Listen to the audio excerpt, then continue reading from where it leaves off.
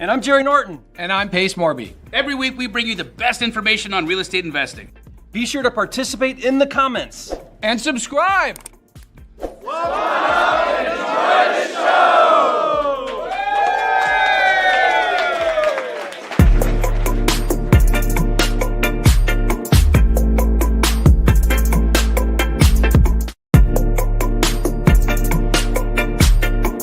So thank you so much for calling Wholesale Hotline.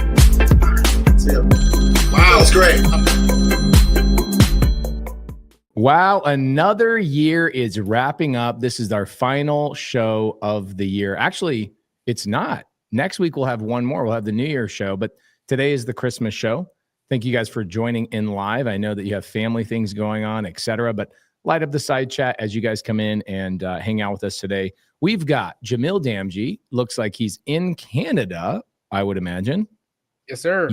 You look extra Canadian today. And then I've got to my side is Jerry Norton, one of my favorite people on the planet. We've been hanging out here in Montana and ice skating, doing all the things. Even tonight, our families are hanging out doing something. I think they're at Chick-fil-A right now. This is so beautiful that you can hang out with your friends, have your friends hang out, their family hang out with your family, go get some Chick-fil-A. Speaking of Chick-fil-A, I saw Chick-fil-A in Canada. That is insane, bro. Huge. Wasn't that crazy? That was the biggest store I've ever seen. Yeah, it looked like Timmy Hortons. It was like what it reminded me of, if I to put into context, was like In-N-Out. The crowd, the size, the lineup at In-N-Out that you get in the United States is what we got for Chick-fil-A here in Canada. So Jamil, we have a tradition we do every year for Christmas where we do the nativity, and all the kids dress up as like animals or a shepherd or a wise man or whatever.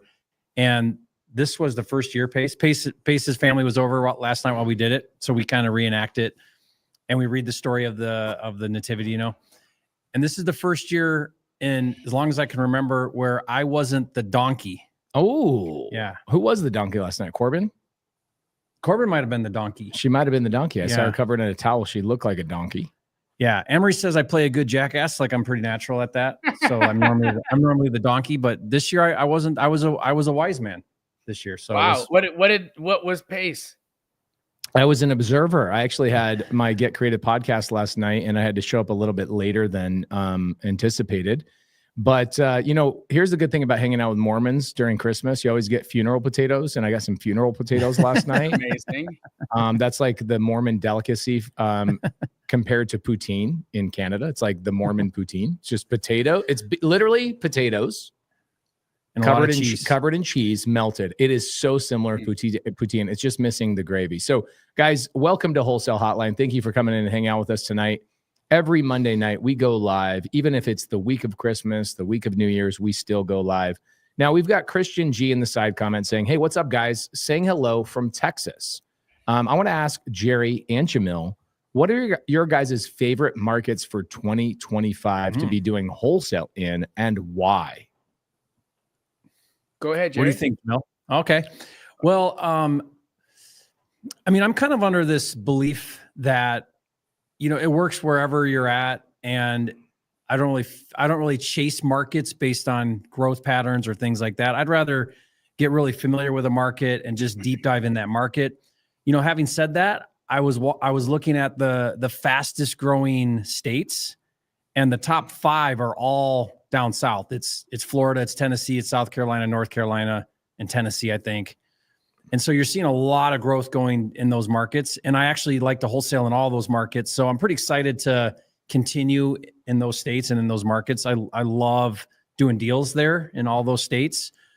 But really, I'm just a numbers guy. If the numbers make sense, I don't really care where it is. If it's not too rural, if I can get good values, if I see that there's demand, if I can get my head around the numbers, then I don't really care where it is. I'm excited about doing a deal. Yeah. What about you, Jamil?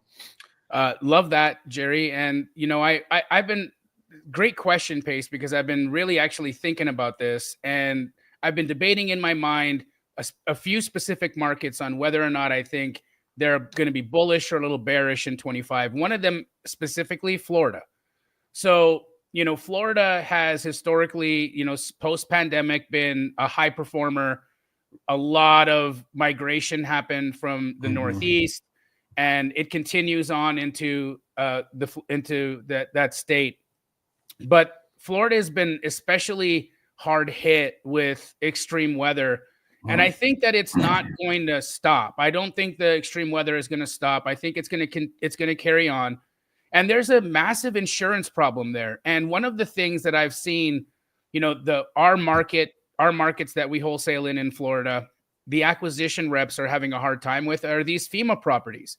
These properties that FEMA deems that you need to sell for land value or tear down, and they're not going to allow, even if you want to restore the property, renovate it fully, it had water damage, and you were like, no, I'm going to renovate this, I got it, they will make you tear it down.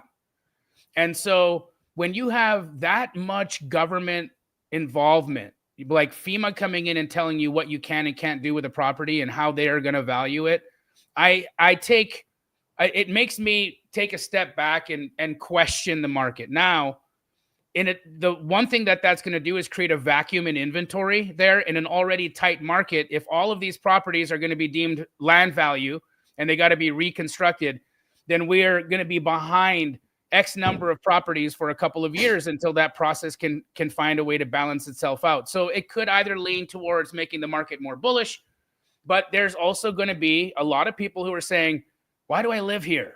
Why do I keep putting myself in this problem? And so, I mean, we've been all asking that for years. Like, why do people move to Florida? It's lunacy to me. Lunacy. Especially some parts of Florida that just get hit again and you're going to get hit. Yeah, they got hit like the Panhandle. Two tornadoes in a row within a month of each other that were like category whatever.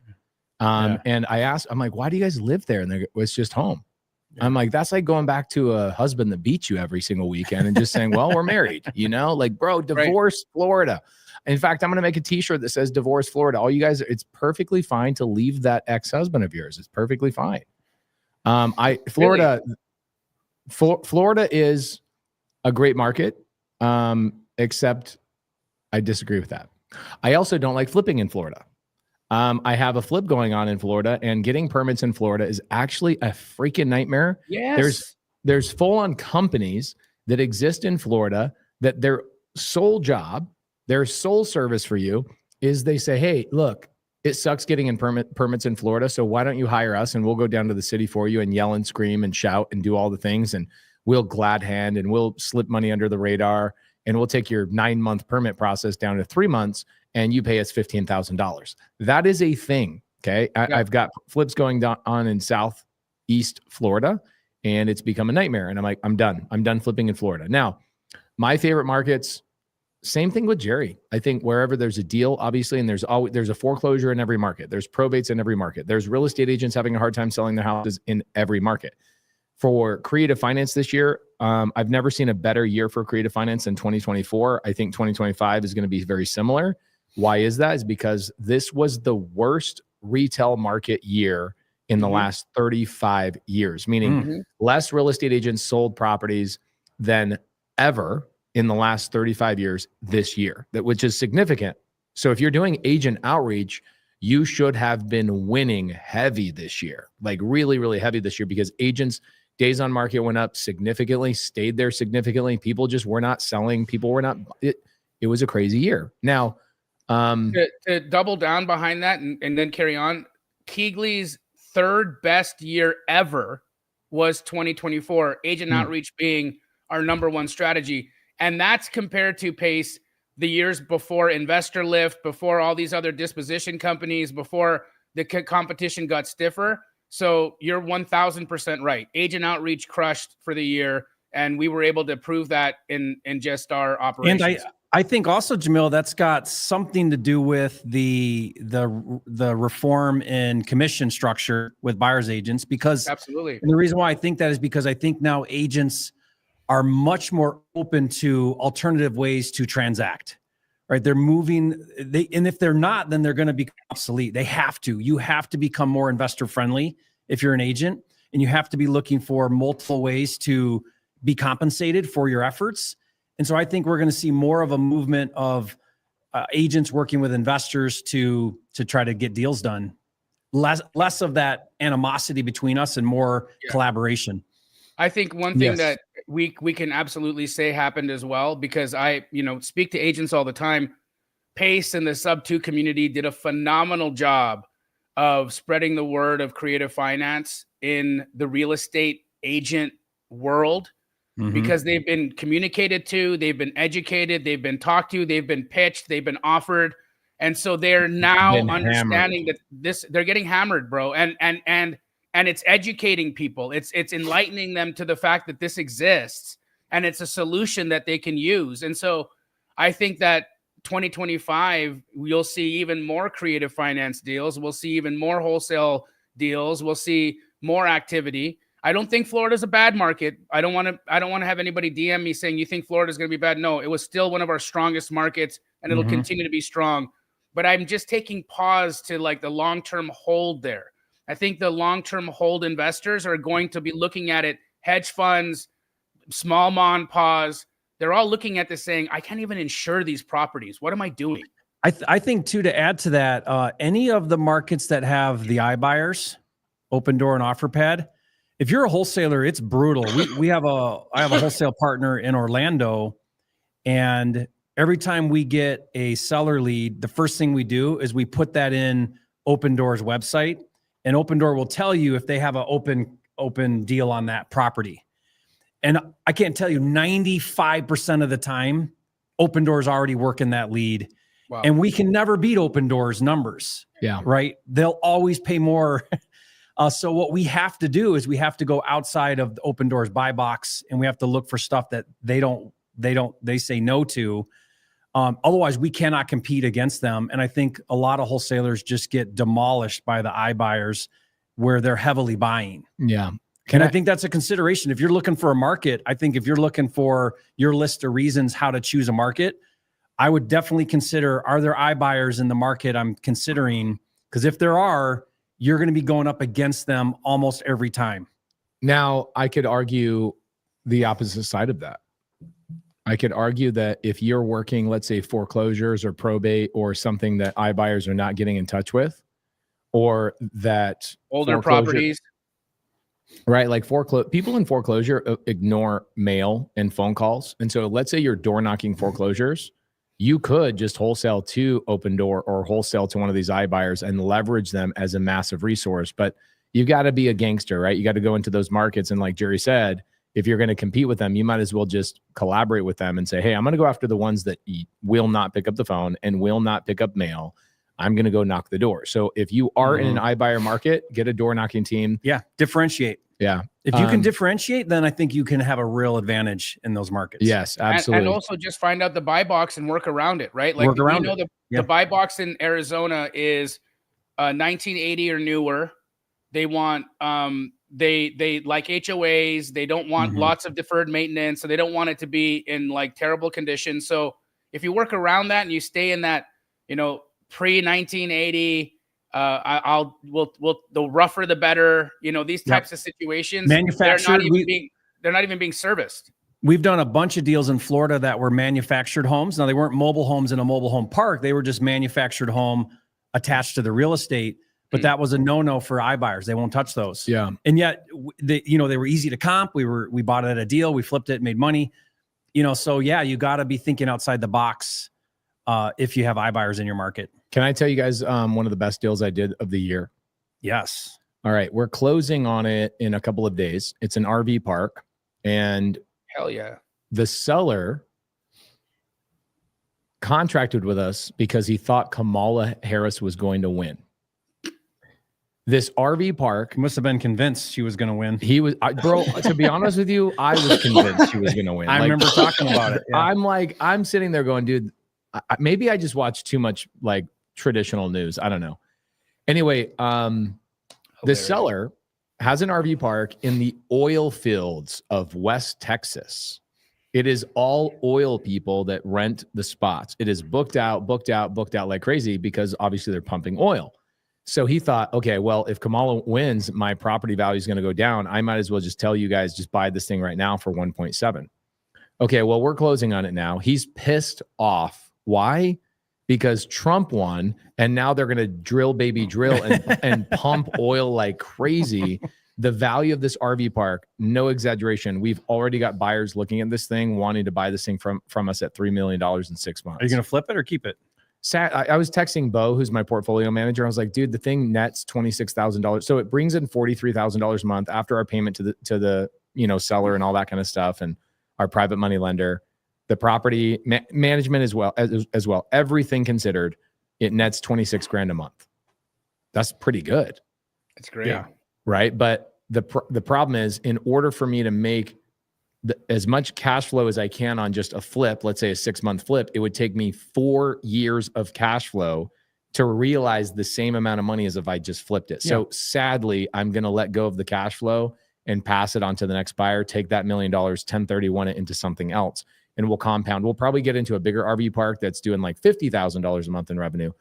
But it's interesting, like there's guys, when I tell you the name of the city after we close, I'll bring it up. We'll do a whole case study on it. It's a market that nobody's wholesaling it. Mm-hmm. It's a market nobody's calling on. The seller has literally never gotten a call from. Can you break down the deal? Like how you guys got it? Or, I mean, you don't need to tell us the market, free and clear list. Free and clear list, RV park. We love there are 2 RV parks we have in Montana. One's making 25 grand a month. The other one's making like 18 grand a month net in our pocket, just between two properties. I'm like, dude, I could just live off these 2 properties really at the end of the day. So we've been looking for more RV parks, and I actually got this deal, came from one of my community members, Brandon Harris. He's actually in Owners Club with you and me, Jamil. Brandon Harris comes to me and goes, I don't want to bring any money to the table. I want to keep 20% of this deal. You fund it. Yeah. You run it. So he did the wedge method. He's going to make a $200,000 rip on this thing. Yep. Phenomenal. And he'll make, in the meantime, while we hold it, he'll make $5,000-$6,000 a month plus $200K. So he'll make probably $250,000 on a 6-month hold. Not bad. Think about that, guys. Can I stop you right there, Pace? Yeah. This is Wholesale Hotline. You talk about wholesaling. Guys, the only, getting a fee up front isn't the only way to participate in deals. So think about what's his name? Brandon Harris. Think about what Brandon Harris did. He said, hey, Pace, I want to participate in the deal. Here it is. You take this deal down. Give me a piece of the action later when you create the action, right? When you create this move, I'll wait. You don't have to come with the extra cash to pay me. I'd rather not take a fee up front, participate in some sort of back end with some equity. And then how is that appealing to Pace and his team? Well, they got to come up with less cash down to get into the deal because they're not paying the wholesaler. And sometimes it makes sense to forego that, let him participate in the deal. You'll pay it later out of proceeds when you flip it. Yeah.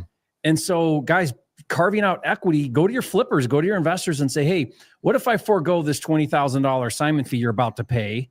Can I take a piece of the action later? The reality is that's the very beginning. That's the opening door to the opportunity. The opportunity is really way above and beyond the $250,000 he's going to make. The opportunity is the credibility play of saying, I did an RV park. I did an RV park, social media with me, going there and making YouTube content, getting to be known. I've said Brandon Harris's name 4 times on the channel today. Think about the value of that beyond, hey, I made $250,000. So the wedge method, right? Where you're bringing a deal to somebody like myself, where you go, I don't want to wholesale this. I want credibility. I want the money. I want the story, and I want momentum and traction. And I want to be able to tell the next RV park homeowner, let's say there's a broker involved, they go, what experience do you have with RV parks? Well, here you go. Here's one we bought, we sold, blah, blah, blah, right? It's better than saying, yeah, I wholesaled a bunch of deals. So and Pace, honestly, in the beginning, experience is more important than anything else you can do. If you think about it, if you start to graduate from wholesaler to investor, this is a conversation Pace and I have all the time. There's a difference between a wholesaler and an investor, right? When you start owning stuff, now you're an investor. Until you own it, and you're a wholesaler, you're in your own sort of category. But to become a real investor, you got to start owning stuff. Even if you flip it, you're owning something.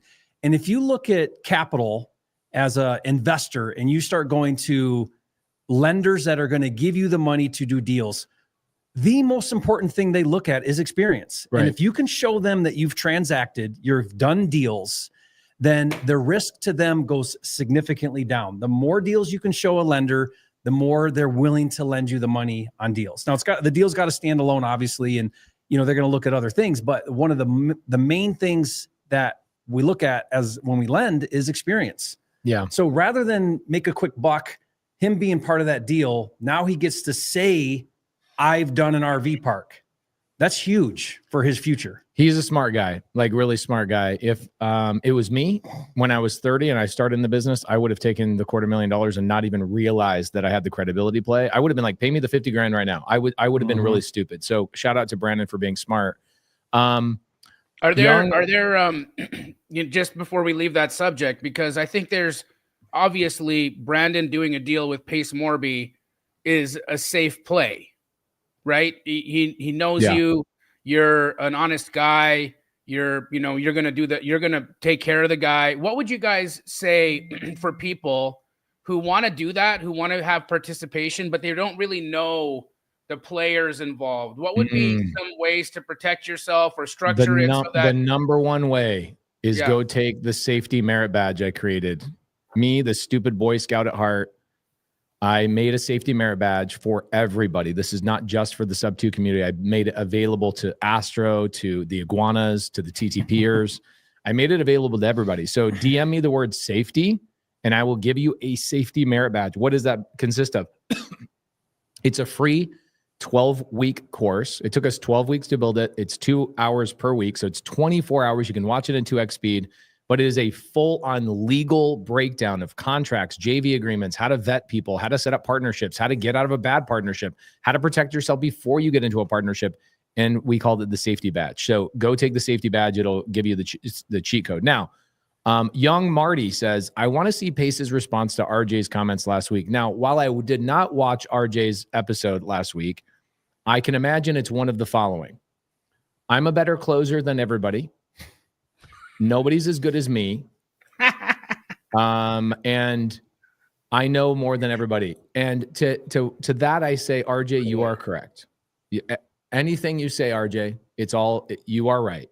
He was actually very gracious. And was he talking about me or did he talk about somebody else? No. It was in response to, I guess, something that had been said or gone a back and forth between the two of you. And what he had said was between me and him.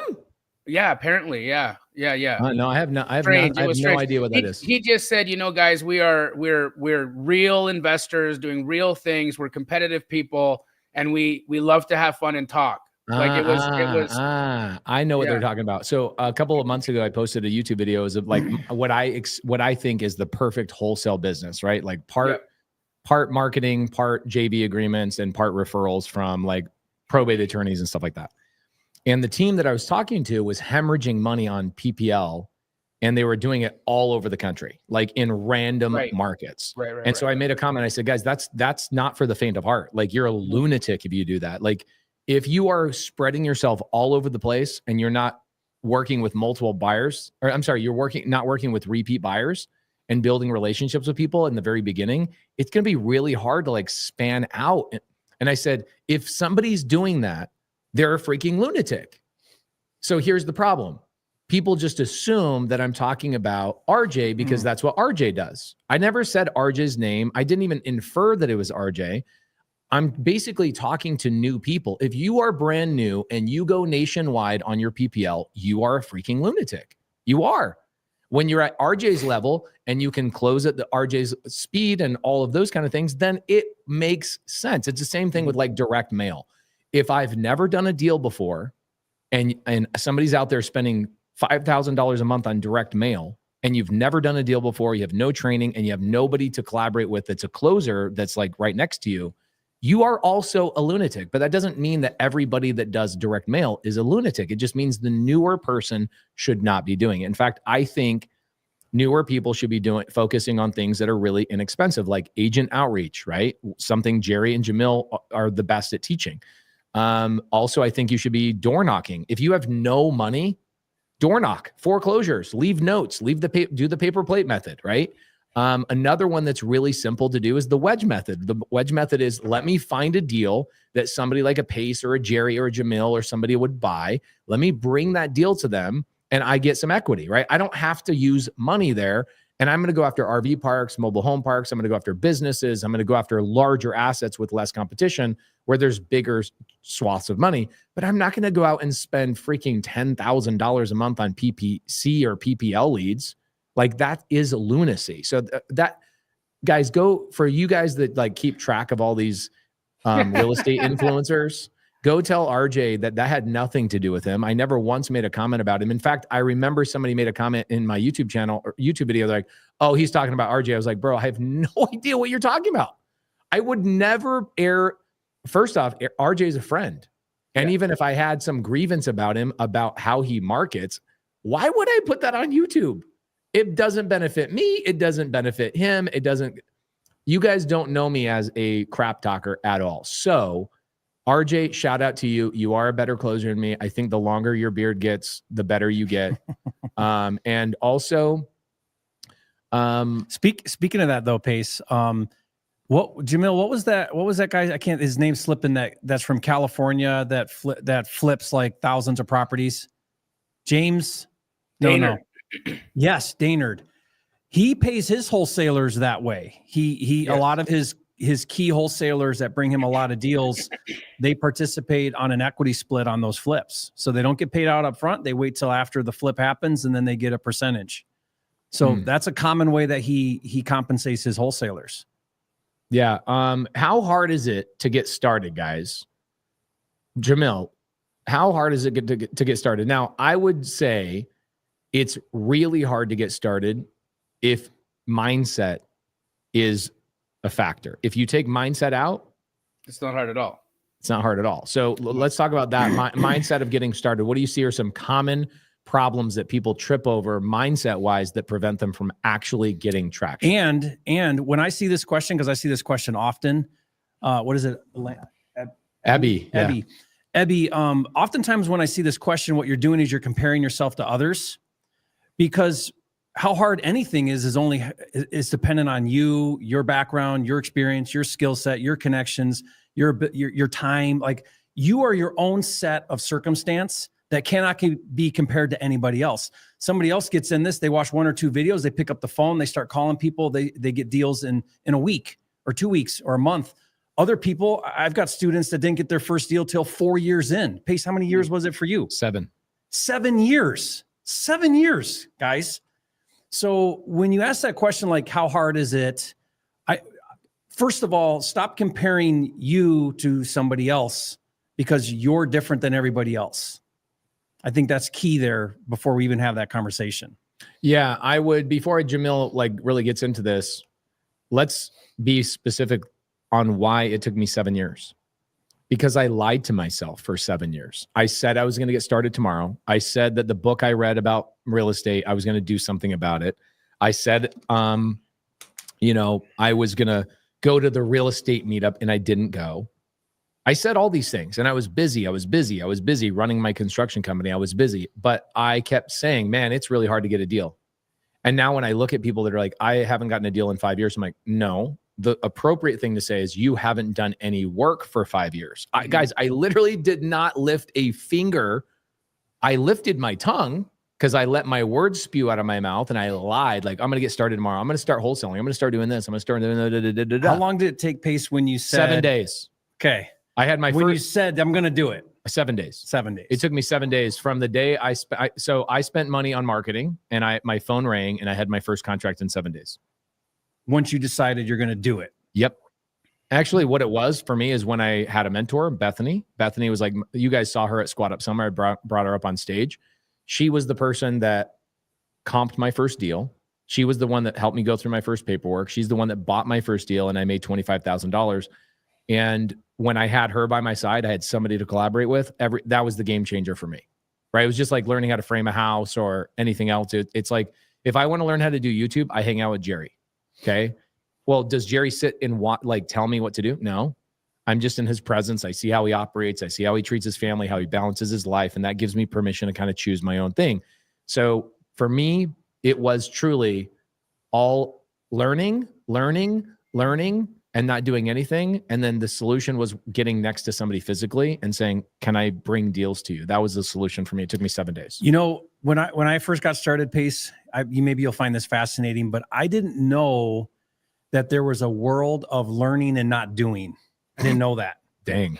I didn't know that there were I people invented it, bro. Come on. I didn't know that. So what happened for me was very early on, I went to this 3-day boot camp. It was in Florida. I borrowed the money to go. Was this, what was the name of this? Robin Thompson. Okay. I don't know. It was flipping. It was flipping. It was in Detroit?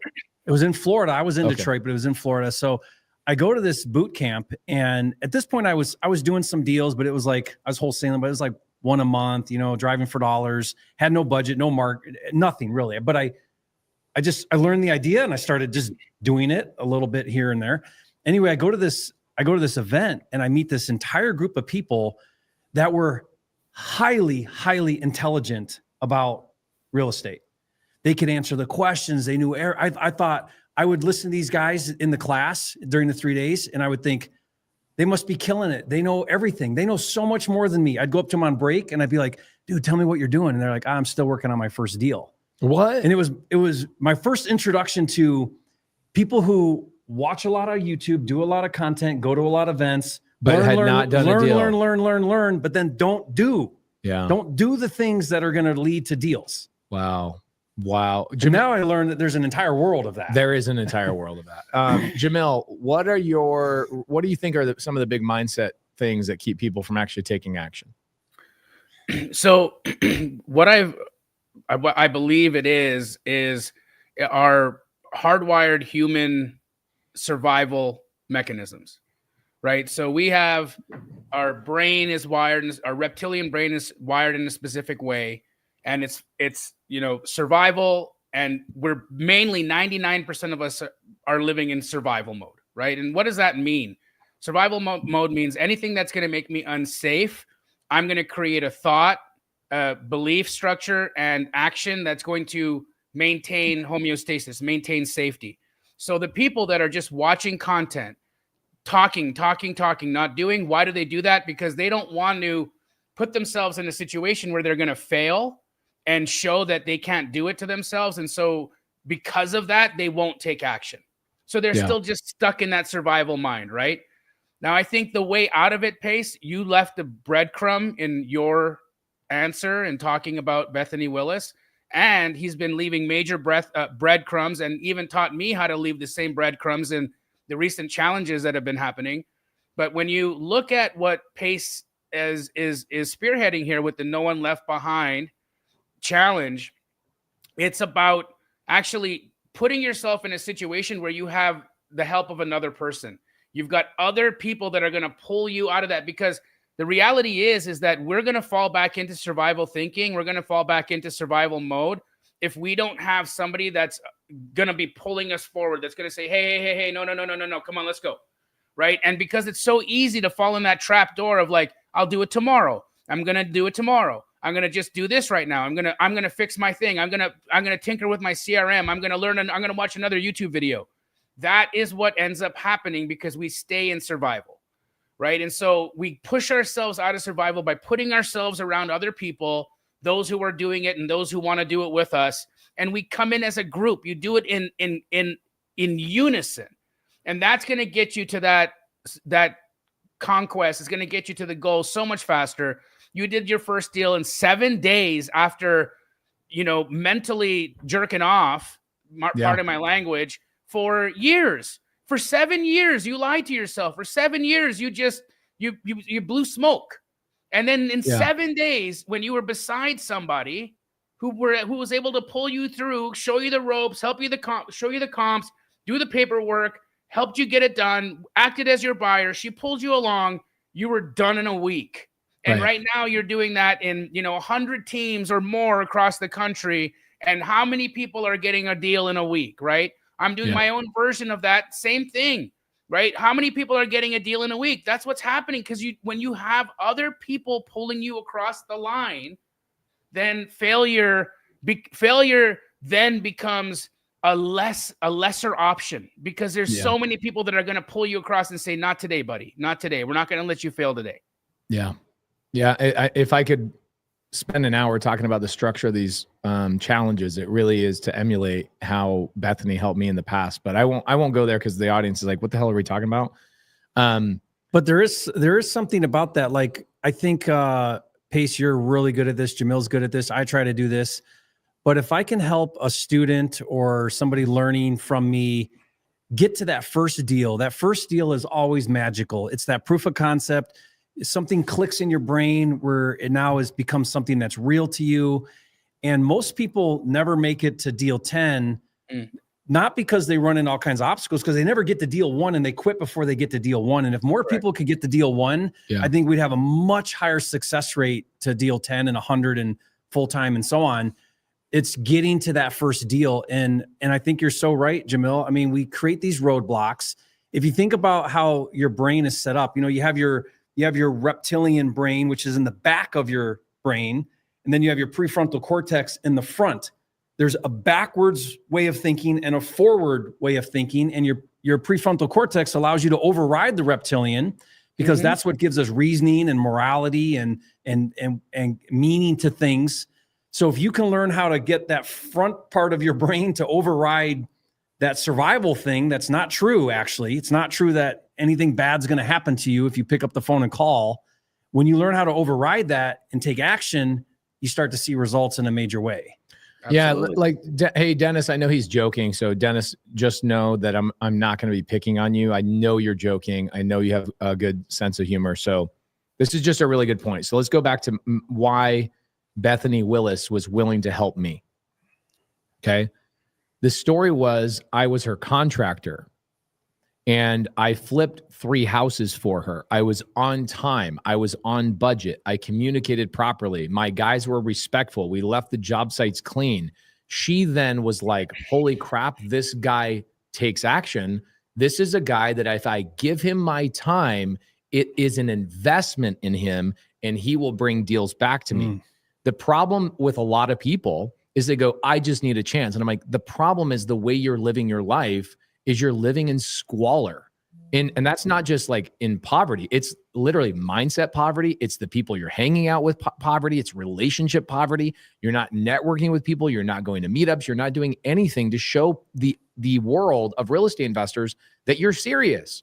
In fact, when I first started on Instagram and I got an office in Mesa, my first wholesale office. Jamil, do you remember this? It was next to the massage parlor? The massage parlor and the weed shop. I was between a weed shop and a massage parlor, and I was wholesaling both services to each other. It was great. Just kidding. But we used to have meetups there all the time, and I would have people come to me and go, I'll work for free. And I really thought that was a great idea at the time. I go, are you kidding me? Free labor? And I'm just starting out. Guys, not one person that was willing to work for me for free worked out. Yeah. Not one person. Yep. Ever. They never do. They never do. And it's a mindset thing. They don't show up 3 days later. Or the guy who says, hey, let me teach me. Let me work with you and I'll give you half of my first deal. My God, how many times have I heard that BS line from somebody? And that person will ghost on day 2, day 3. Yeah, like, they won't. Guys, and I got sick. My dog, you don't, Pace, you don't understand the life I live, blah, blah, blah, all the things. By the way, guess who we just secured for Squad Up Summit 2025? Speaking of no little complainers, David Goggins is coming and speaking the same day as Jerry freaking Norton on day number 3. David Goggins will be there. Should I try to match his F-bombs? Yes, 100%. Okay. In fact, I might have you be the one that interviews him. I don't know. Jerry, you'll be speaking on day number 3 at Squad Up Summit. Jamil and I will be hosting the largest real estate event in the nation. This will be about 800 people larger than the Bigger Pockets conference, which is one of the coolest conferences ever. We are officially the largest real estate conference in the country. That's a big deal. Feels good to be able to say that. We already have 2,100 tickets sold, 3,500 seats. The fire marshal says no more than 3,500 Pace. We know how you do this. You'll end up selling 3,800 and having standing room only. What's the link to get that ticket? SquadUpSummit.com. Because that's going to sell out way ahead. It'll sell out in 100%. January. Yeah, way ahead of time. So guys, you know how most people wait till the last minute? Always. Guys, on this one, I wouldn't do that. Get your tax write-off for 2024. Go get your Squad Up Summit ticket. It's one of the greatest events ever. We put an emphasis on tricking you guys with really great speakers so that you guys come to an event and network with each other in the hallways and during the late evenings. It's 1 o'clock, 2 o'clock in the morning. People are in the hallways networking with each other late, building relationships, partnerships, etc. It's amazing. Jerry's there. He's constantly my favorite speaker. Over you'll beat David Goggins. Everybody will. There will be standing ovations. Okay, so back to this for a second. And by the way, Pace, I've been to a lot of events, either participating or some speaking. I have never been to an event that is put on as well as Squat Up Summit. I mean, it is a first-class event. Everything is done over the top. It's amazing. We hired the best. We spent all the money. We lost money on it, so you got to love that. And I'm happy that we did. It's the right thing. We spend the money for the joint communities. Everybody in Jerry's world, Jamil's world, Brent's world, my world, all come together. It's a big family reunion. There's nobody that goes to Squat Up Summit that is not one of our community members. Last year, I think we had 2 people, and they were like, I feel out of place. And they came in and they became a part of the community right there. 100%. Yeah, they became family. Yeah. Here's what I'll tell you. Going back to somebody getting started, Dom and Angie show. Okay, Angie Milanazzo and Dom Milanazzo up there in Colorado. Shout out to them. Amazing people. She just made a comment. She said, I've got 10 wholesale deals that I'm trying to sell right now. So one really great way to get started is to do Astro Flipping, which is basically it's what Jamil teaches, right? You're going to somebody like Angie and go, hey, Angie, it looks like you have 10 deals you're trying to sell. Let me go help you find a buyer. That's all you have to do. So guys, reach out to Angie Milanazzo on Instagram. Angie, put your Instagram in the side chat, please, so people can reach out to you. Now, here's what will happen. This is a golden opportunity, and this goes back to how do I get started? I've counted 51 different ways to get a deal.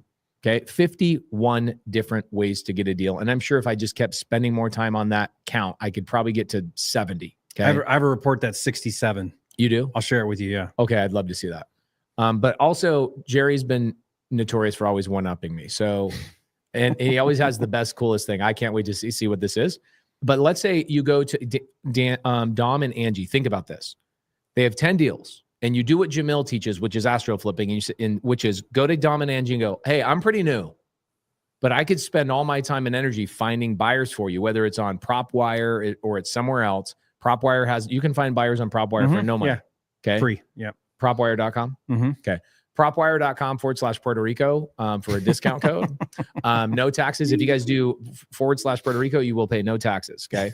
Now, if you go to PropWire, you can find buyers for free and you call those buyers and say, I have 10 deals. I have 10 deals. I have 10 deals. I have 10 deals. I have 10 deals. I have 10 deals.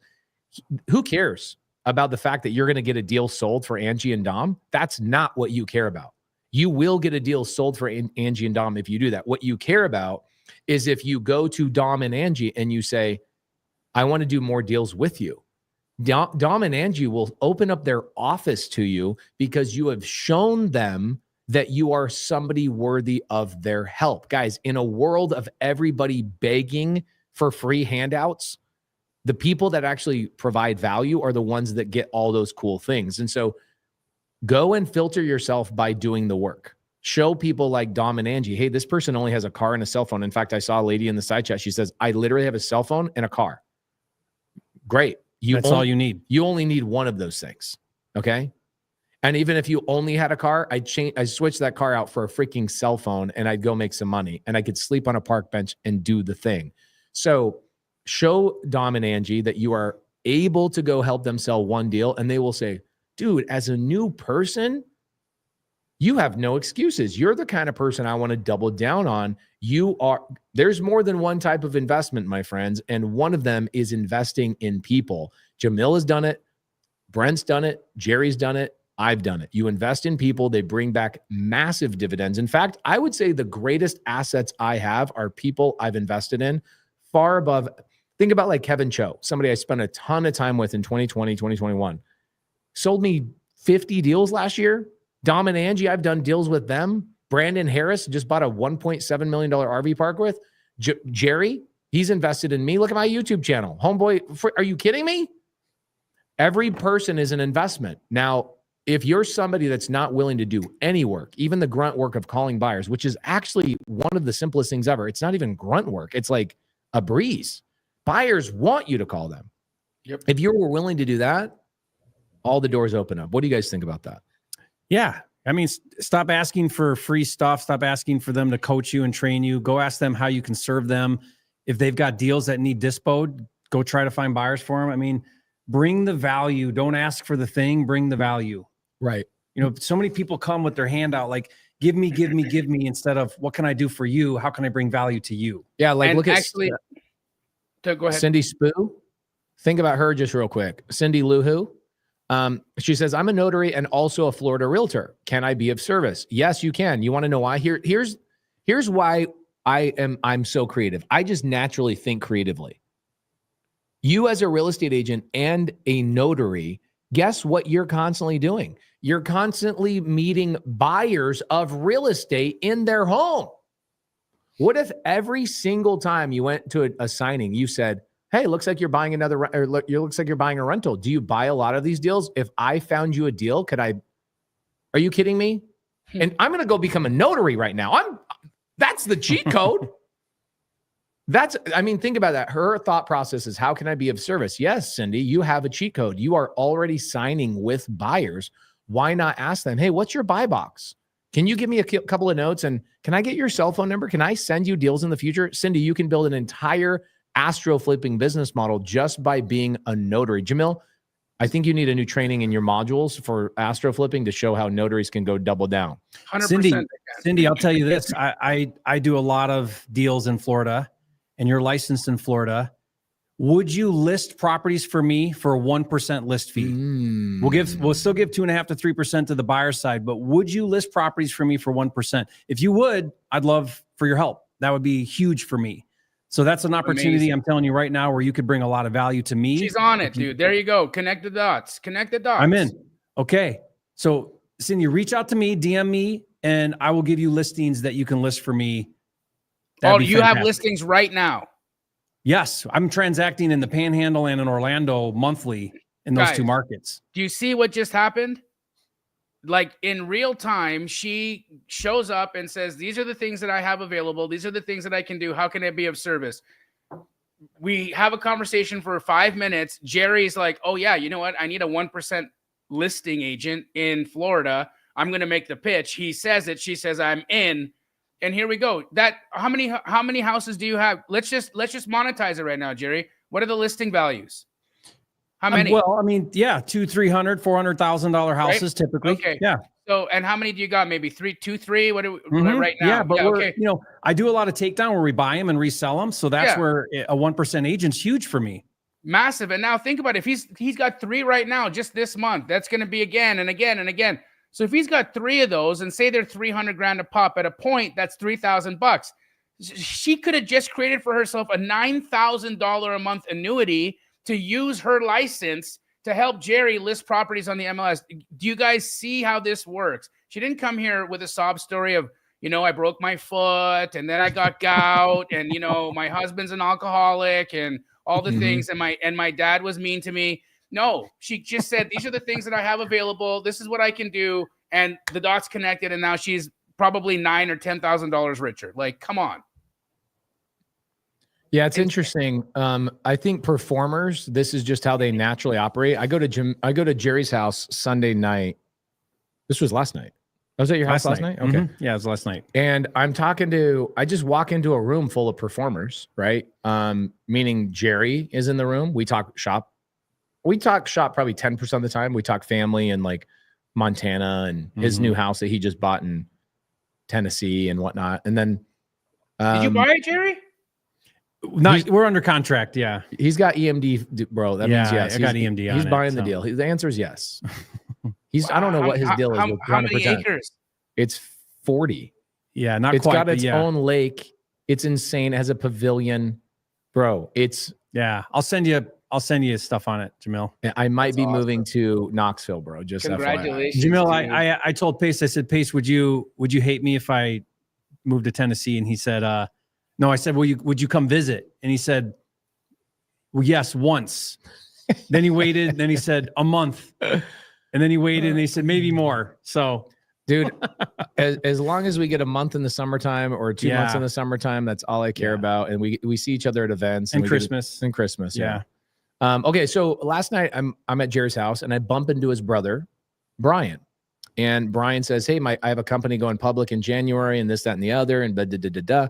Next thing you know, him and I are talking shop. And I'm like, in literally 15 sentences with Brian, I probably will make $2, maybe $4 million next year from some referrals he's going to give me from business he doesn't even want.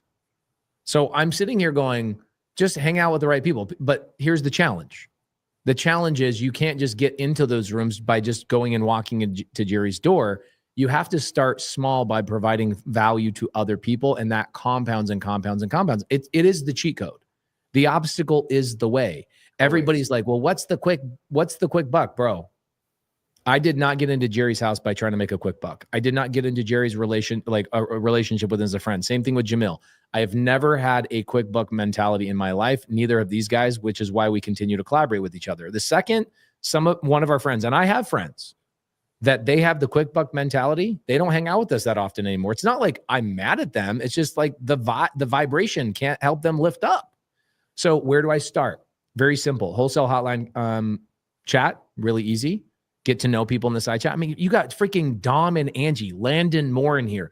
You guys have a bunch of killers in here doing 10, 15, 20 deals a month. Reach out to them and go, can I help you find buyers? That's Astro Flipping. If you guys are ever wondering what the heck Astro Flipping is, that's Astro Flipping. Reach out to them and say, can I help you find a buyer? Jamil has probably helped me find 200-300 buyers in his career. That's between him and his team. Okay. That's where I would start. That's a really great place to start. Get into those rooms, then go, hey, Dom, Angie, I've done a deal with you. Can I stop by the office? Can I take a photo with you? Can I come by the office? Do you guys have meetups in the Subto community? Oh, you do? Can I come to those? And start showing up to those and providing value. Within 3-4 months, you've got 3-4 deals under your belt. Everybody in that locale knows you as a value provider, not as a succubus. You got to ask yourself that question. Are you a value provider or are you a succubus? And the people, I can tell you, if you provide value, and you're broke, then you don't provide value. That's it. I've never met somebody that just continues to provide value and has no money. Have you? 100%. No, I haven't. And so I want to help Dennis here because he's, I think he's still kind of missing the point because his thing, and I love Dennis. I'm not picking on you at all here, brother. He says, okay, what can I do for people here in Wholesale Hotline? Well, Dennis, reframe that. What can you do? Tell us. What can you do? What can you bring to the table? What can you bring to the table, brother? List it out. Say, these are the things that I can do. I can drive properties. I can take photos. I can do this. I can do that. What can you do for people in the community that can add value to them so that they can figure out how to fit you into a conversation or into a circumstance? By coming in with an open question about what can I do for you? Again, that's just ping pong. All you did was pass the buck back to somebody else to figure out how to help you, right? That's not how it's done, bro. You come and say, this is my skill set. These are the things that I have available to offer. May not be much, but it's what I can do right now. So anybody want to take me up on this, or this? And then they can start to see how they can fit you into this situation. I'm just sharing that with you, brother, so that you can figure out how to frame that. It's so important that Jamil broke that down. I'll give you guys a really simple way to think about things, right? Jerry does not have this problem. I'd say Jerry's one of the best at it. Jamil's definitely one of the best at it. And it's one of those things I try to be the best at as well. When I get home from my mission, right? I'm Mormon. So I got home from my mission at 21 and I worked in construction. And I knew very little about construction other than painting baseboards and doing prep work for my father when I was younger. And so I had to jump on a paint crew. And the paint crew is like, you're a grunt. So you're going to clean up the job site. You're going to pick up after us. You're going to do the X, Y, and Z. And I'm like, okay, no problem. So what I would do is I would bounce around to job sites in the evening. So my shift started at 4:00 and went till midnight.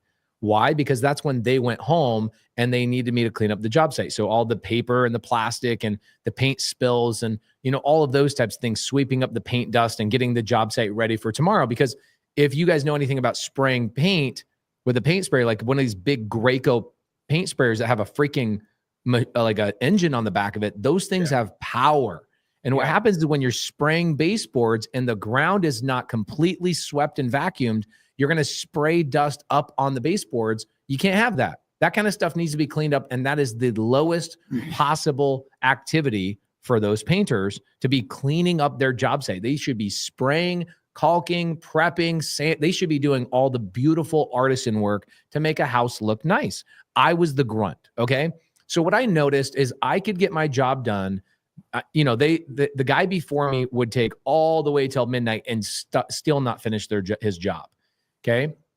So I made a goal. I said, all right, I'm going to try and get my job done early so I can go home early at 8 o'clock and I can still get paid my full amount. Well, guess what? I figured that out within like 2 weeks. I figured out how to get my job done by being way more efficient. Like give you a good example of this. The guy before me would take load after load. He'd get a big armful of paper and plastic.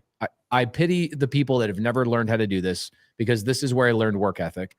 And you've got this big bundle of masking paper and plastic from a 4,000 square foot house. You've done this before. Mm-hmm. And it's in the paint dust is all over the big ball and it's in your face. It's in your beard. It's everywhere. You go home, your truck is covered with paint dust, everything, right? Yeah, all the flakes and everything. Yeah. So the guy before me would take load after load after load out to the dumpster. What I did is I figured out how to stomp it down and I created a wheelbarrow little mechanism where I could roll the wheelbarrow out and I could take 2-3 times the load than this other guy. It was so simple. I'm 21. I'm not that smart, but I at least figured out how do I get this done at 8 o'clock? Okay, great. Now I'm sweeping, I'm vacuuming, doing all these kind of things. And I figured out little ways to do it a little bit faster than the guy before me. And my original thought was, how do I do this so I can go home to my girlfriend? I was in Korea for 2 years, not able to kiss girls. Now I got a girlfriend. What do you think I want to do? I want to get home at 8 o'clock and get some smackdown going on. You know what I'm saying? So that was my motivation. That was my motivation originally. But then I figured it out at 8 o'clock. And one night, I said, oh, you know what? These guys, they have their blue paint rolls or blue tape rolls, their white tape rolls, their green tape rolls. They've got their lacquer, they're this, they're thinner, they're that. You know what? I'm going to organize all of their tools properly. And then more importantly, I'm going to stage I'm going to look at how many rolls of masking paper and how many rolls of plastic they use per room. And I'm going to stage throughout the house. Wow. So that they don't have to go back into the garage to reload their tape gun every single time they run out of rolls. And no one asked you to do that. Nobody asked me to do that. Guys, this is how I live my mother freaking life. Mm-hmm. Okay. I live this way. My wife lives this way. This is how people with money live. They think, how do I go above and beyond in the same amount of time frame and do it without being asked? Surprise and delight people, my friends. Okay. This is the kind of stuff that Jamil would do for me when we were doing deals together. He would make my life so freaking easy to sell deals for me. And sometimes it would sell beyond. And instead of Jamil, it would sell beyond what Jamil thought it would sell for. And Jamil didn't try and take an extra cut. He'd be like, oh, no, dude, this is you. Congratulations. We made more money on this deal. I'm like, bro, you could have taken advantage of me. Instead, you made sure I was taken care of. Jamil looked at me as an investment in his future. And he was an investment in my future. That is how collaborators work with each other. So when you go back to Jamil's original advice, think, okay, I'm going to find Angie and Dom or somebody else in here, a freaking buyer. And then I'm going to notice what are the other things going on in their business that I can provide value. Oh, they need contractors. Oh, they need this. Oh, they need private money lenders. I'm going to bring these things to these people because I believe in them. They're 5 steps ahead of me. And they will reach down to you and bring you up and make those 5 steps feel like one. Mm-hmm. Okay. But it's so simple. But like Bernie Sanders, bless his heart. Okay. I'm on X today. Somebody I'm sure hated this comment, but I'm on X today and I'm looking at Bernie Sanders' freaking post. Okay. Bernie Sanders goes on about saying there's never been a larger wealth gap in our world of like the rich getting richer and the poor getting poorer. And my reply was this. Hey, Bernie, we also have more lazy people feeding off the government, our taxes, than ever before. What's their excuse? People have become millionaires from nothing and zero government assistance, yet millions can't keep a job because of their laziness and their entitlement. We've never had a more entitled and lazy country. Never. We've never had a more lazy and entitled country. Finding good people, guys, that was not a problem in the 50s and the 60s and 70s. Right. Finding people that wanted to work. Right. Dude, here in Montana, we have people that we have restaurants that shut down at 2:00 in the afternoon because they don't have people that will work in the nighttime. Mm-hmm. The reason the rich get richer and the poor get poorer is because the rich don't look at, they don't look at a paycheck is the end of their work shift. They're constantly providing more value. The amount of money in your bank account is a direct reflection of the value you provide to the marketplace. Mm-hmm. That's it. Elon Musk is the richest man in the world because he does more for our whole Starlink. Guys, I'm on Starlink right now in the middle of Montana. I have better internet in Montana than I do with my wired internet in freaking Arizona. Tell me that guy doesn't pay that man double what he has. Thank goodness. So my thought process is most people just don't want to do the freaking work. And then by the same argument, it's never been easier for the people that are like your kids are going to clean up. Yeah. Anybody that's willing to do any amount of work is going to clean up. It's a bunch of pansy ass people in our country that are like, how do I win? Pick up the phone. See, racism exists. Okay, see this again, dude, like more people have done more with less than what you have. They have done more. Ask yourself this question. Have people done more with less than you currently have? If the answer is yes, then throw out all the excuses. What would somebody with less that has made something of themselves do? It's all mindset. It is truly mindset. And how do we fix our mindset? Did you guys read the Harvard study that came out? It's been going on for 25 years. I think so. Which one was it? It's been going on for 25 years. They've tracked over 300 families. Okay. They've tracked over 300 families. They track their children. They track their social circles, where they spend their time, et cetera. And they've seen where their kids went, what's happened, what they're ultimately getting into, divorce, not divorce, money, not money, whatever. They found, look it up right now. Google it right now. Harvard determined that 95% of your success and 95% of your failure comes from the people you spend your time with. And so if you have a victim mentality, chances are you got a victimhood mentality parent. You've got people that you're at your 9-to-5 job that have victimhood mentality. You start hanging out with high performers, they have zero excuses and zero time for excuses. They are constantly working. I make a joke sometimes where I go, guys, I have couches in my house I've never sat on before. And it's true. I'm sure you have couches you've never sat on before in your house. You are not a sitter. We do things. We are doers. Alfred says, Pace is saying the quiet parts out loud. Okay, well, somebody's going to be mad at me. And yeah, this is a good quote from Napoleon Hill. And Jim Rohn has another one that's very similar. He says, do more than what you get paid for, and soon you will get paid more than what you work for, than your work. Simple. Okay. Would you recommend finding the cash buyer first? And would you recommend using the 70% rule? Okay. So Alexis Sanchez, first and foremost, throw the 70% rule out.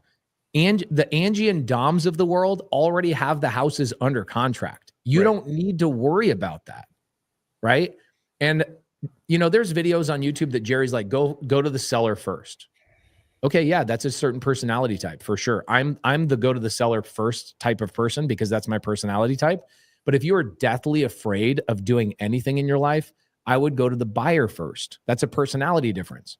I would go to the buyer and say, hey, I have 10 deals. They're not mine, but can I bring them to you? Just be honest and transparent. They're not mine, but I have access to them. Would you like to see them? Every single buyer you will talk to on PropWire will go, heck yeah, dude, send them over to me right now. Okay. So yes, the answer is reach out to the buyers. Can I log into PropWire and just show people how to do that real quick? Yeah, you got to remember your login.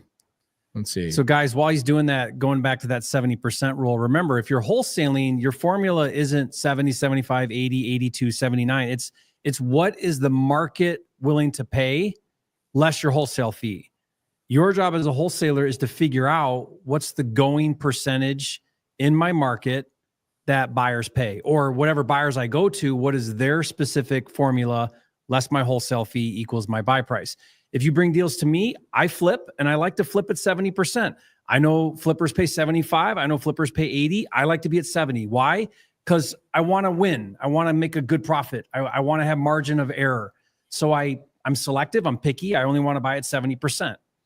That's me, but that doesn't mean that I'm the best paying buyer for you and your deal. Learn what your buyers are willing to pay, less your wholesale fee. That's where you need to be on the front end if you're doing acquisitions. I like this. Suave House, who also called me racist, is saying if it's all about work ethics, Mexicans would run the world. Well, first off, we found out who built the pyramids, right? It was the Mexicans. We figured it out. That's a joke. Obviously, that was not a thing back then. But here's what you're missing. But what's funny is that when we're looking at the pyramids in Egypt, we're like, it has to be aliens. But when you're looking at the pyramids in Mexico, they're like, yeah, we know what happened here. Yeah, we know what happened here. Yeah. Okay, so Suave House, I appreciate you. I wish I could meet you in person and give you a hug. Because there's something going on in your world, dude. There's people you hang out with that have victim mentality. There are you don't have one person in your life. I would bet $1,000 on this. You don't have one person in your life you consistently spend time with that is as successful as you want to be. Not one person. And this is where a lot of this mindset comes from. So let's talk about this. All of the Hispanic guys I know are the hardest working people I also know. The challenge with a lot of the Hispanics I hang out with is they also, once they have all this opportunity, they continue to only hang out with people that are talking about construction and blue collar work. Like Chava, for example. You know Chava? I don't know if Jamil's ever met Chava. Yep. But Chava's been on my crew for 16 years. And Chava makes a lot of money. Why?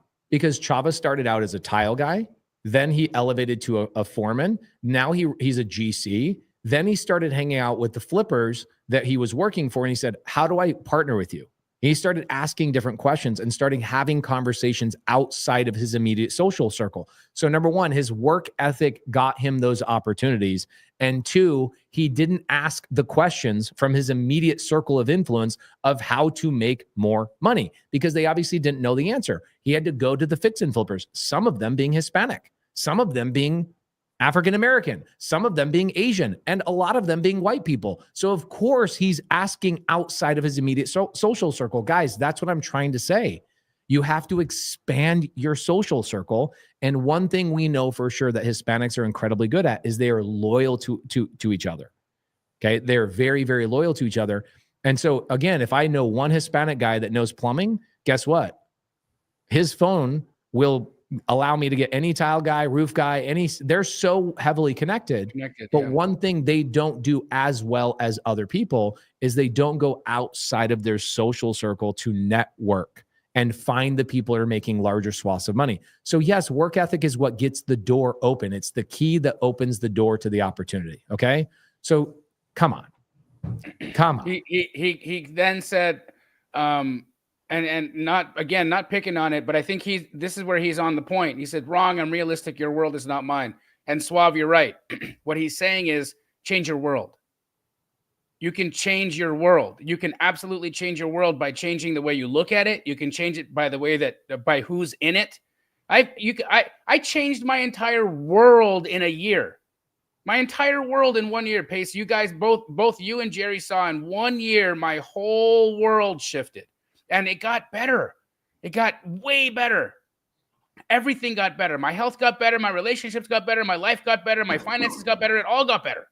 I changed my world. And you can continue doing that. You don't have to sit in your current situation and say, this is all I have. That, my friend, is when survival is kicking in. It's saying, stay safe, stay small, stay this, stay that, stay here. And then your world will stay there, brother. If you want the world to change, you got to change the way you look at it. And it all will start to fall into place. I promise you. Yes. And by the way, Investor Queen Maureen says, Pace is not a racist. His wife is Hispanic. That is true. And so is my son. My son is full Hispanic Asher. And I adopted him. He's not, guys, he's not even my biological son. And I treat him like my biological son. That's how much I do not see this. Look at the photos on my Instagram. I am, first and foremost, I love you, Suave House. Whatever you need, bro, DM me. I'm happy to help you out. I don't need to tell you all the things. Let's go. Let's jump into PropWire. Let's do something dope. Okay, so check this out. I did have my login, by the way, because I use PropWire all the time, baby. So let's check this out. I open up PropWire, guys. What am I doing here? Why are we sharing this? I'm sharing this because I want to let you guys know how simple it really can be. I'm going to pull Jamil and myself off the screen, but you will still be able to hear both of us. I just want to go full screen on this. You guys can see this whole entire thing. So with PropWire, I'm going to show you guys how simple it is to find buyers in Colorado, because that's where Angie and Dom have deals. So do I just simply type in like Denver? Yeah, you could do Denver. You could do zip code. You could do the whole state. Okay, so if I go, I want to find right there, cash buyers. Dude, can you show? It's really that easy. It can't be this easy, dude. Okay, so I've got now. You might want to filter that down. You got 4. Yeah, there you go. So you could do single family. Okay, that cut it in half. One thing that we like to do is with the cash buyers, you could go over, if you click the more filter over there, and you could go down and do some additional, like if you go to property filters, you could do some filters there. Go to the next one down. Okay. Go to owner filter. Yep. See it right down there. You could do it that way too. My bad. Yeah, click on owner filters. You could say, well, you know what? I want to talk to cash buyers that own more than one property. Oh, that's super important. Okay. They've owned it for X number of years. Property owned by owners. I'm going to say, I want them to have 5 properties or more. And then I would go click on business. That's one thing we like to do. That way, you know, it's an investor, right? Serious person. Yeah. Now see what that does. 2,000. Okay. Now you got a much more concentrated, high impact list. Okay, there you go. So now, here's what I would do. This is pretty simple. I would go over here and I would start texting these people and say, my name is Pace. I have 10 deals in the Denver metro. What's the best way to send them over to you? Email, or is this text thread fine? There's your whole script. That's it. Yeah. That's your whole entire script. You have 2,000 of them. You got 2,000. Honestly, I would probably even take that down to even. Yeah, you could take it down more. Let's go to 10. Let's go to like the super gangsters. I bet you will get to under 1,000. Oh my gosh, bro. And check this out. Click on any of those. Click on that first one right there. Okay. And then go over to owner tab up on the left up there. Okay. That actually tells you how many properties they own. 43 properties owned, total mortgage balance. This guy's got a net worth of $12 million just in these single family homes. Might that guy be in the market to buy properties? Yes, he is. 1,000%. This guy is a buyer of properties. Older ones too. Look, 1950s, 1940s. This guy will buy stuff that's old, man. This is awesome. Is he all over, or is he just in Denver? So I like to look at the Aurora. No, he's in Aurora, Denver, yeah. Lakewood. He's all over. Yeah, but they're all Denver. They're all Colorado. Right. So he's not like an out-of-state buyer or anything. He's pretty local. So this here is your dream buyer, right? Mm-hmm. And you have dream buyer. Well, you have 1,500 of them as well, which is cool. Like you have a lot of these guys, a lot of these people. This guy has 12 properties owned. Those are great too. Mom and pops are awesome. This is a mom and pop. He owns every house on this whole entire street. I love that. The guy must have done a development, like a built for rent development or something like that. Yeah, 2004. I love it, dude. Okay, cool. So you got buyers that have properties, and these are cash buyers that hold properties, which I actually really like. Because Jerry, a buyer can you show the process on how we get like their phone number and like what that looks like? So go back out of that. Okay. Now go up to the little drop down box. See the square, go down a little bit lower. Yeah. Click on that. So you could click on all of it. Okay. Select all. Click that one. Okay. Now go click that box. Yep. And if you want to skip trace it, click skip trace. You'll have to fund your wallet and then download. And you got the entire list with phone numbers. Now, like three clicks. Now, if you're really broke, Jerry will not mind me sharing this with you. If you're really broke, you can just copy these names and you can go to this website called truepeoplesearch.com. Now, is the data as good? No. You're going to have to work. In the very beginning, you have to prove yourself.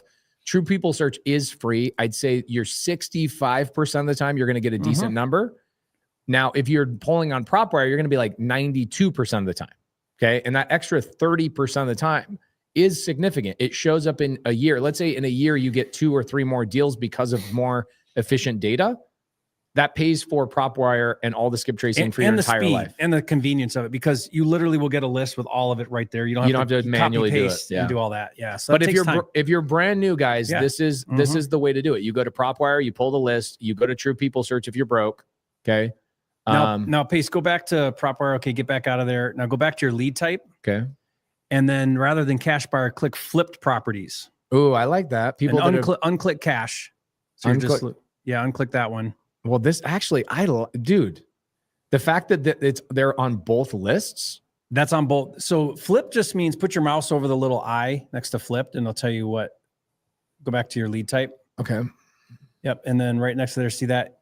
Houses that were bought and sold within an 18-month period. Yeah, but here's the thing. That's all it is. I don't need 2,500 or 1,500 people. I need 19 to start. Yeah, dude, all you need is 19. You text 19 people, you're going to have probably 12 conversations. Yeah. Okay. Yep. And guess what? You don't have to find one deal. Angie and Dom already have the deal, right? This is where Astro Flipping was. This is why Astro Flipping was invented. It was what Jamil has been doing for ever. In fact, did it with me. Hundreds of deals. Still doing it. And I happily let Jamil make money. I didn't let him do anything. Actually, he deserved every dollar he's ever earned on every deal I've ever done. So there you go, guys. Go. How easy is it to get started? Well, you're on a live wholesale hotline. Okay. And there's people in the side chat that have been in our community: Subto, Gator, Top Tier TC, Astro, Iguana, Hunters. What do you call yours? Just flipping mastery. Okay, flipping masters. Okay, we got the masters. And we've got TTPers that are right here in the side chat doing active deals. Okay. So you got the cheat code. You got people right now that are actively doing deals. You don't have to go find wholesalers. Now, I could break your guys' brain as well, but I'll show you how easy this is as well. You can go to I'll give you another one. This is one of my favorite things to show people, because they're like, this is not possible that I can just find deals that people have actively to sell. Check it out, guys. I'm going to go to Keegly.com. I'm going to go to properties. And I can just scroll right now. These are deals already under contract. Look, ARV, the wholesale price is $169. After repair value is $300. I could go sell that thing for $179, or I could maybe sell it for more. Or I could go to Keegly and go, hey, if I find a buyer, can I get $5,000 a your side? I'm sure that they would talk to you about it. There you go, guys. These are already deals that they have under contract. And it's not just Arizona. Okay. You've got Florida, you got Georgia, you got North Carolina, you got these other places that you can go and choose. Keegly already has properties that you can go and sell right now, make $3,000, $5,000, $15,000, $20,000. It does not freaking matter. You can go practice on these deals, right? These are real deals, by the way. So you don't even need to go find Angie and Dom. I mean, I prefer that you do. Okay. Boom. There's so many. There's people in the chat right now, like Angie and Don and others, who have deals under contract that they would love to collaborate with you on. There's more. If you have a deal right now under contract, Angie and Dom have 10. If you have a deal under contract right now that you could use a buyer for, just put an X in the chat. We just want to see what that looks like. If you've got a deal under contract right now that you could use a buyer for, put X in the chat. Now here's the problem, okay? And I don't not love highlighting Angie and Dom, because they're good friends of ours. They're an owners club. We love them. However, what happens is you'll see in the side chat, everybody's like, hey, what up, Angie and Dom? Hey, what's up, Angie and Dom? Guys, you got to network. Angie and Dom are not the only ones in here. Now, Jamil's doing the work for you, where he's basically getting you to see Omar has deals, Kevin has deals, Victor Adam has deals. Guys, look at this. Mike Syke has deals in Atlanta, Georgia. Haley, Adam Aid. Okay. Brian Schomp. Don't you have to have equitable interest to advertise the property so that it's not daisy chaining? No. You can go to Angie and Dom and go, hey, do you mind if I send this to a handful of people I've recently Just built need permission. relationships with? Yeah, you just need permission. That's it. Man, how does Brian even, if you haven't done a deal, how do you know what equitable interest even means? Now, Brian, don't say it's your deal. That's not honest. Right. So that's where the daisy chaining gets out of hand, is when people are posting deals and now the market gets flooded with multiple people pushing the same deal, and everyone's confused as to what the heck's going on, different prices and all of that. So don't do that. Right. Keegley does do Subto deals. I've bought Subto deals from Keegley. They're freaking awesome.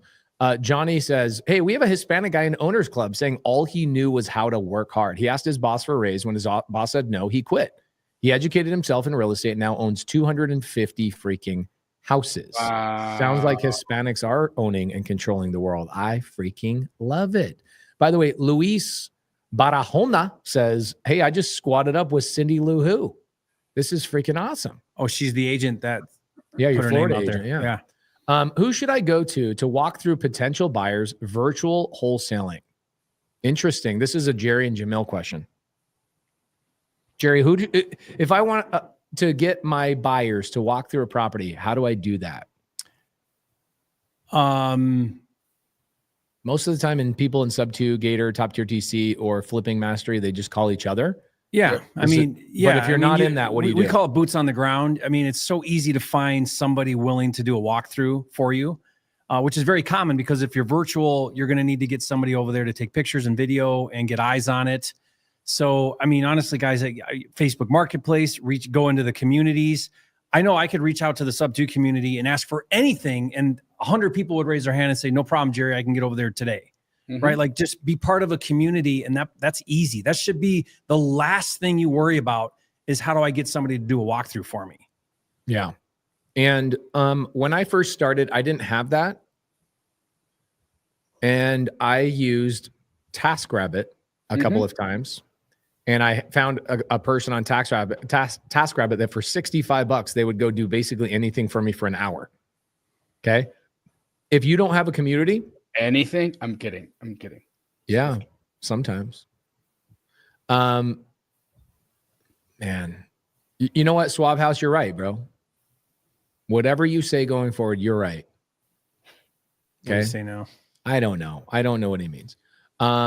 Here we go. Let's see. Hey, Pace and team. I'm interested in buying my first home ever here in Utah. Make $80,000, no debt. Anyone? Jack Sparrow, reach out to the people in the community that are leading Utah, Subto community leaders. That would be Becca Brown, Jeremy Davis, a lot of amazing people in Utah. A lot of Subto deals in Utah, a lot of seller finance deals. Last year, I bought 4 Subto deals in Utah. And Glenn Polypoo sent me a deal. Actually, I'll give you his number. How about this? I want you to text Glenn in Utah. Polypoo. Sorry. I'm so sorry, brother. Okay. His phone number is 808 and Heartbreaks. Sorry, one of the great albums of Kanye West. So this is 808-781-9399. I'm going to say that a second time because you weren't paying attention, and you're going to say, Pace, go slower. I'm going to do it again. Okay. 808-781-9399 in Utah. I've bought Subto deals from him. He is in the Subto community. He's awesome. Okay. He is awesome. Dimitri says, land doesn't have that problem. Easy to do many deals virtual, but keep doing houses, please. Yeah, land is going to be, I'd say land will be one of the largest shifts that you'll see in the next 24 months, because as President Trump lifts a lot of bans and regulations or red tape on building homes, which is what I wish the federal government. Dude, are you guys not excited about Doge, like coming in here and just bulldozing everybody over? Yeah. All this crap and regulation. If you're not on X, I don't know what you guys aren't doing. If you guys are paying it to, like, go on X and just watch what Elon posts every day, 30, 40 posts. He posted something the other day talking about the regulation in America, where it is today versus where it was 30 years ago. And he's like, you almost can't do business nowadays and not get thrown in jail. Right. Everything's illegal now. Right. Yeah. So we got to remove a lot of the regulation around building, and then we can get back to just cranking out new homes. Pace, can I share a story real quick on this idea around value? So some of you guys know that in Puerto Rico right now. I'm building a luxury home. It's 11,000 square feet to flip. And we're going to try to sell this thing for hopefully $8 million, right? And so as I'm getting now towards, almost ready to start the inside, they call it phase 2, which is all the finishes. We've got the structure almost up. What I did is I went on the entire island and I said, okay, I want to create a list of real estate agents who have sold at least a $5 million home. So I had my team create this list, and then we individually reach out to this list, and we've invited every one of them to come meet us at the property and walk the property. That's great. So we've now met with, I don't know, half a dozen or 8 or 9 agents. And these are luxury agents, multiple parts of the island, 3 million people on the island. And they would come and they would meet. We'd walk the house. I'd ask them their opinion. What do they think? Do they have a buyer? And basically, it's like, convince me why we should go with you as our listing agent when we're ready to list. Well, these agents, because they're luxury agents and because they're really good at what they do, they immediately saw an opportunity to what? Bring value to me. Doing that exercise with those agents has been, I don't know why I haven't done this sooner. It's been the best thing I could do for deals.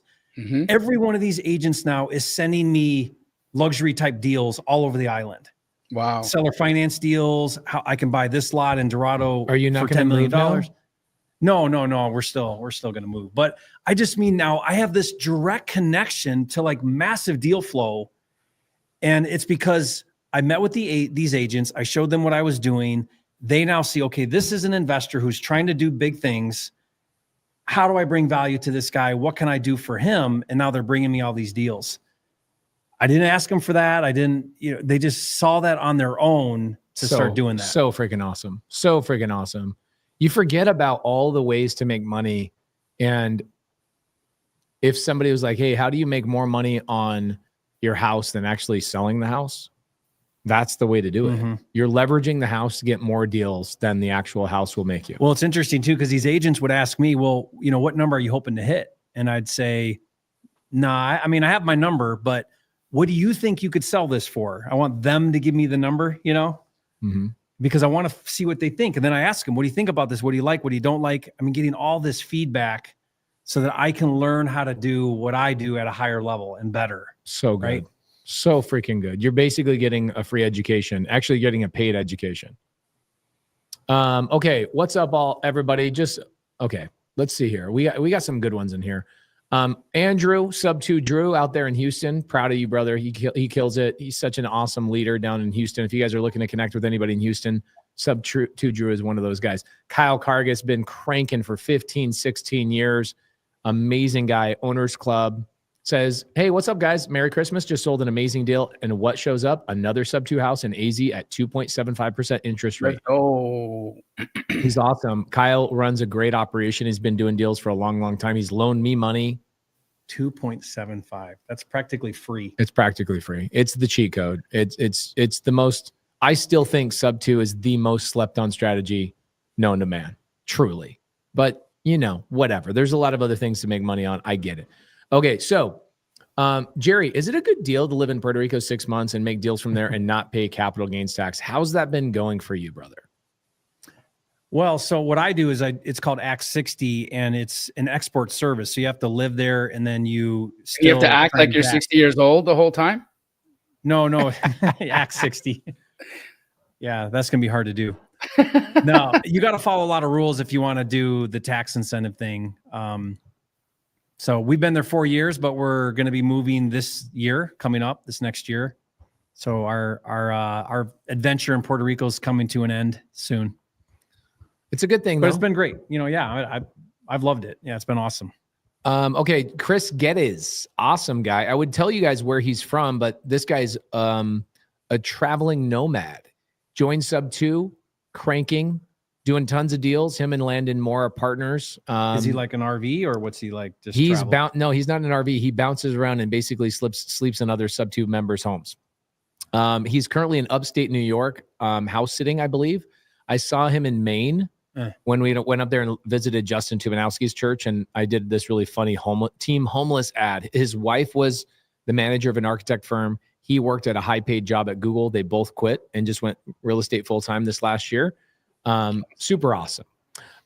Radio guy, Pace, I have a Subto property in Utah. If anyone's interested, if you are in Subto, I will do a deal with you. Just email me. You should know my email if you are in Subto. Edgar says, no more iguana shooting, Jerry? Yeah, what are you gonna do to as a final farewell? Like, what's Jerry's iguana holocaust? Because I'm seeing like the end, I literally go every day like iguana hunting in Puerto Rico. You're trying to get it out of your system. Yeah, because it's coming to an end. Yeah, I don't know. Maybe squirrel hunting, Jamil. I don't know. Cleophas Clancy says, any advice? This is the last question. Any advice on how to scale your business going into 2025? Forget about land, wholesale, or anything else. Here's how to scale your business. Very simple. Find the actual activity that makes you money, which is not talking about it. Even when why do we do Wholesale Hotline live? We do Wholesale Hotline live so you guys can network with each other. So it is a money generating activity. Coming to Wholesale Hotline is a money making activity because you can network with people in the side chat. Bada bing, bada boom. You want to wholesale more? You want to do more deals? You want to do more flips? Here's what we found for my flipping business. Okay. We do about 2 flips a month in Phoenix, Arizona. I buy one a month from Doug Hopkins and his partner, Josh. They're direct to seller. And so they just text us every time they're in an appointment. We say yes or no. We have to look at about 12 of their deals to get a yes. And then we have a smattering of other wholesalers, Keegley and other people that we buy deals from as well. And my team, this last quarter, I said, guys, how many deals are we looking at on a monthly basis? And how many times do we say no? And they said, well, we look at about 40 deals and we say yes twice. And I go, okay, great. So if we wanted to go to 3 deals a month, what would that mean? What would I have to do? I'd have to look at 60 deals a month. Okay, what do I do? How do I do that? Well, I time block it. I put it on my calendar. I said, looking at deals is a money-making activity. I need to time block that and do it at least once a week, looking at more deals, networking with people in Wholesale Hotline, going to local meetups, doing those types of things and getting people to send me more deals. If you want to do more flips, you want to do more land. I don't know. Are you direct to seller? Are you direct to agent? Whatever that money-making activity is, you need to find out what that number is. Jamil does not sell every deal that is sent to him. In fact, he'll go, not a deal. I'm not going to sell it. Okay. Jerry does not say yes to every deal he looks at. He does not build on every lot that's being sent to him. These guys have KPIs, key performance indicators that tell them, hey man, we're not doing a lot of deals right now because we have not been looking at enough deals. That's very simple. So that's my thoughts. What are you guys' thoughts on scaling in 2025?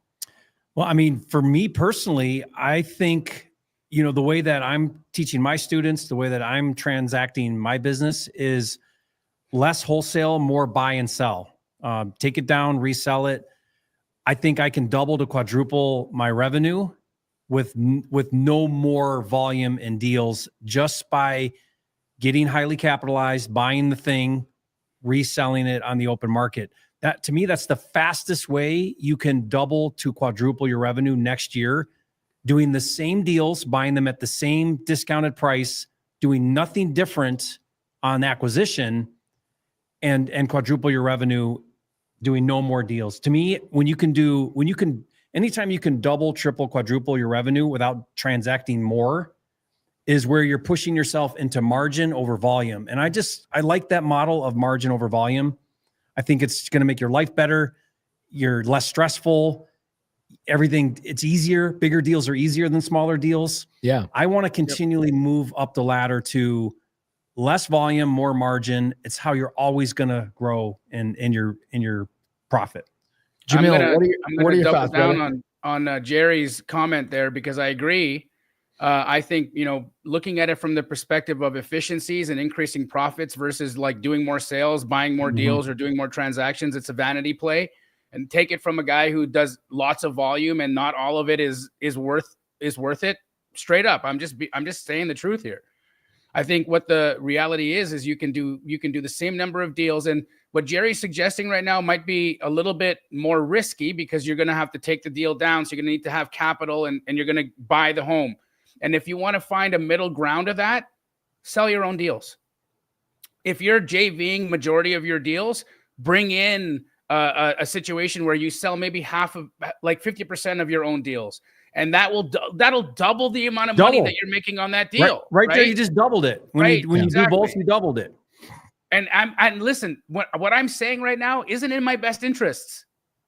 It's not, because I own Keegley, which is a JV company like that. What I'm saying to you right now is I'm saying it to you because it actually will make a difference in your life. You'll make more money. You'll do less work. It'll be all around. I'm not saying don't JV at all, but sell some of your own deals. Go get prop wire, go get investor base, go look at the thing, go figure out how to sell your own deal and sell your own deals. Love that. Love that. Okay. Everybody, I've got this really cool live. I have not done a really long live in almost 2 years.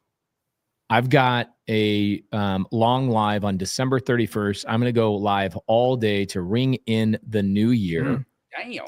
And what I will be doing is breaking down a deal per hour. And I will be showing you guys every single type of creative finance strategy on the planet. Some I did not invent, some I did invent. And we will be doing that on December 31st. If you guys want the link to that, it is a all-day Zoom. We're just hanging out. I'm talking about deals. I'm whiteboarding, and I'm answering questions. Literally, could be 12 hours, could be 16 hours. You never know. The longest one I've done is 26 freaking hours. Maybe I try and beat that record. I don't know. But I will be starting at 4 o'clock in the morning because it might be one of those things where I stay till midnight and I might do a whole freaking like 18-hour session. I don't know. DM me for the link. It is a Zoom. Okay, it is a Zoom, so I can talk about deals and addresses, and I can maybe call sellers, and I can actually do that stuff. I don't like doing that on live YouTube because if I call sellers on live YouTube, people call the seller and go, "Hey, did you know some guy's live streaming about you on YouTube right now?" So DM me for the live stream. That's happening on December 31st. Jerry, where can people plug into you in the next couple of days, weeks, etc.? Yeah, I'm going to be actively still doing content through the end of the year on my YouTube channel, Flipping Mastery. So come check that out. I've got a great list of content that we're working for, like rolling in 2025 and kind of some of my big goals and things that I'm working on. You know, my channel has always just been what I'm doing in my business and where I'm at today and what's working and sharing that. So I'm excited to kind of do that rolling into the new year. And, you know, I don't know about you guys, but I'm really, really excited for 2025. But I would have said that last year too. Yeah, I'm really excited about 2025. Really, I think it's going to be an amazing year. I'm moving to Knoxville, Tennessee, so it's going to be fun. Jamil, where can people plug into you, brother? And why the heck are we not hanging out for the holidays, dude? I'm sad, dude. I was hoping you guys would come up to Canada and we'd go to Banff, but you know, next year, I am sad, but I'm happy that we're at least 4 or 5 hours away from each other, so I can still feel your energy close by. Can you make it down, Jamil, like for a day or two at all? Too busy. Everything, yeah, it's so many. Yeah. Saba's coming down. We're gonna, go up to Banff, and it's gonna be a thing. But it's cool. I'm next Christmas for sure. We got to spend it together. Yeah, let's plan it better. For sure. Now, I will be next Sunday, December 29th. I'm going to be doing a special mindset call at 1 o'clock Mountain Time on my YouTube channel. Really breaking down how to prepare yourself mentally, energetically for the new year so that you don't be one of those statistics where you just make empty promises to yourself and then end up pooping the bed 2 weeks into it and unravel. I'm going to show you how to make it stick. You guys, look, I've made it stick. You watched me lose near 100 pounds. You've watched me do a lot of things. I make things stick. How? I'm not all that talented. How do I make it stick? I'm going to give you the strategy on Sunday. Brian says your last mindset was super deep. Guys, check that out. Jamil Damji on YouTube. Jerry Norton on YouTube is Flipping Mastery. He is the #1 YouTube channel when it comes to real estate. Nobody even comes close.